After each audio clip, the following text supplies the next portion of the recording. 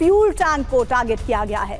हमले के बाद इलाके में एयर रेड अलर्ट जारी किया गया है। कुवैत से खबर, ईरान का बड़ा मिसाइल अटैक यहां पर हुआ है और देखिए लगातार रिहायशी इलाकों को अब टारगेट करने से ईरान चूक नहीं रहा है। और ये तस्वीरें फ्यूल टैंक को टारगेट करने की है, जिसमें देखिए दूर से ली गई तस्वीरों में आप फ्यूल टैंक के आसपास के हिस्सों में भी बड़े नुकसान की जानकारी हम आपको यहाँ पर दे रहे हैं। बहुत बड़ा धमाका हुआ है। खबर इस वक्त ये कि ये जो धमाका है वो ईरान ने किया है कुवैत पर। एयरपोर्ट के नजदीक ईरान का यह अटैक हुआ है। फ्यूल टैंक को टारगेट इस हमले में किया गया है। हमले के बाद इलाके में एयर रेड अलर्ट है।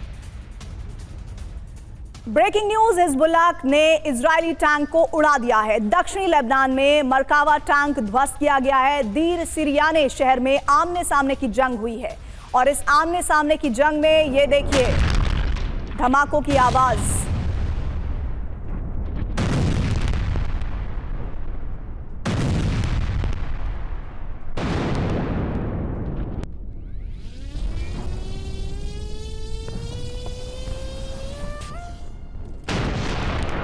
बड़ी खबर आ रही है, तेल अवीव पर ईरान की बारूदी बौछार हुई है। अलर्ट सायरन के बीच मिसाइल का अटैक हुआ है। तेल अवीव पर आसमान से बरसे हैं अंगारे। क्लस्टर वॉरहेड से शहर में तबाही की तस्वीरें इस वक्त आपको हम दिखा रहे हैं।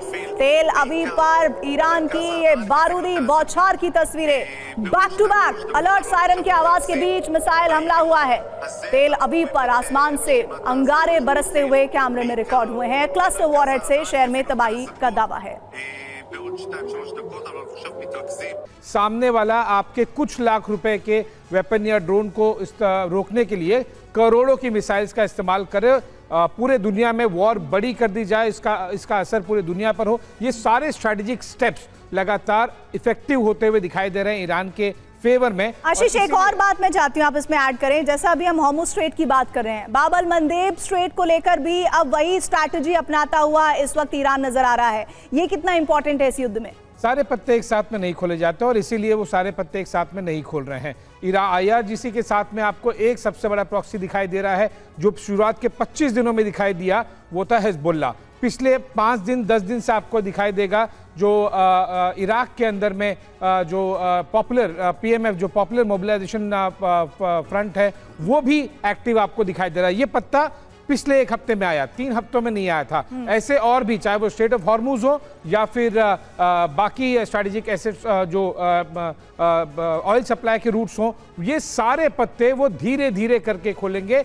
हुती भी अभी बाकी है और भी बहुत पत्ते बाकी हैं। अभी ईरान बहुत लंबे वॉर के लिए प्रिपेयर्ड है अपने आप को और यही चीज वो उसे दिखाई दे रहा है। देखिए, ईरान वॉर जीत नहीं सकता, ये उसे भी पता है, पूरी दुनिया को पता है, लेकिन हारे नहीं। वॉर को कैसे लंबा खींचे ताकि उसका असर US, इजराइल और फिर बाकी वेस्टर्न कंट्रीज पर पड़े और साथ ही साथ पूरे दुनिया को इसकी आंच महसूस हो, वो जो इन्फ्लेशन के तौर पे, ऑयल के तौर पर दिखाई दे रही है। तो वॉर लंबा खींचना ईरान के पहले दिन से स्ट्रैटेजी में रहा है और उससे वो बहुत ही इफेक्टिवली इंप्लीमेंट करता हुआ दिख रहा है। हालांकि ये एक फिल्मी स्टाइल हो जाएगा, लेकिन अगर ईरान इस युद्ध में हारता भी है तो वो हार कर भी बाजीगर बन जाएगा पूरी दुनिया के लिए, क्योंकि ऐसे ताकतवर मुल्कों के सामने खुद को साबित करना, ईरान ने वो साबित करने का 1 महीना पूरा कर दिया है। जिसमें एक बड़ी खबर इस बीच आ रही है, ईरान पर बड़े हमले की तैयारी में अमेरिका है। अजरबैजान में दिखे हैं अमेरिकी B-2 बॉम्बर्स में कई कहा जा रहा है कि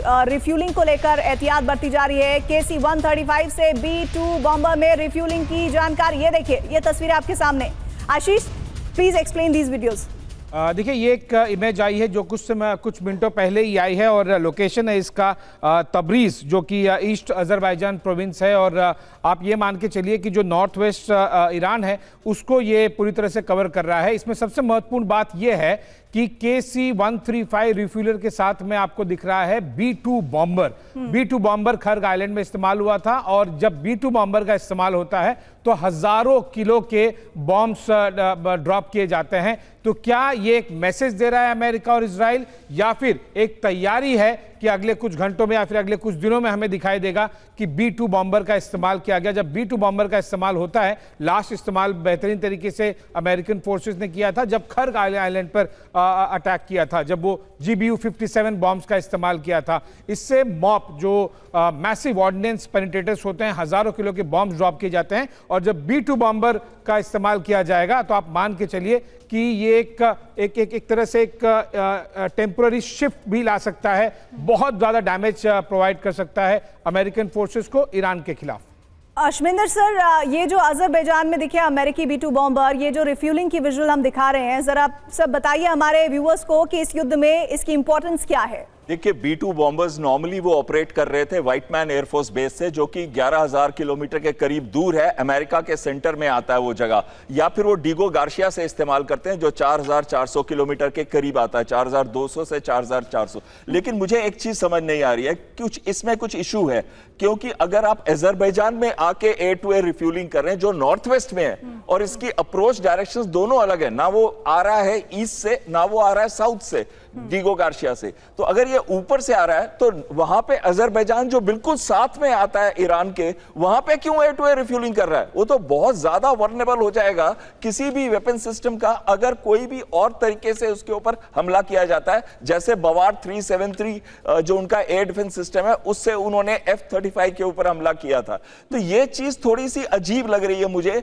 और ये जहाज जिसकी रेंज 11,000 किलोमीटर है और जो 18,144 किलोग्राम का पेलोड लेके जा सकता है, और 2 लेके जा सकता है MOPs जिनकी बात कर रहे थे वो, जो कि GBU-57 जो 200 फुट तक जा सकते हैं। लेकिन वो बॉम्ब्स का भी कोई खास इफेक्ट इसलिए नहीं हो रहा क्योंकि वो बॉम्ब्स जो हैं वो सिर्फ 200 फुट तक जा सकते हैं, जबकि इनके टनल्स 200 मीटर से शुरू होते हैं और 500 मीटर तक चले जाते हैं। तो ये बात में मुझे थोड़ा सा इन पिक्चर्स पे एक अजीब सी लग रही है कि अजरबैजान पे क्यों? अजरबैजान पे तो करने की जरूरत नहीं, जिस जहाज की इतनी रेंज है उसको कहीं पे भी अटलांटिक पे, पैसिफिक पे। सर, आपकी बात मुझे ऐसा लग रहा है कि वॉर में वो जो दिमागी तौर पर युद्ध लड़ा जाता है, उस दिमागी तौर पर युद्ध लड़े जाने की तस्वीरों को भी इस तरह से देखा जा सकता है। मेजर जनरल SP अस्थाना, आपका शुक्रिया। साथी एयर कमोडोर अशमिंदर सिंह, आपका शुक्रिया। साथी आशीष, आपका भी शुक्रिया।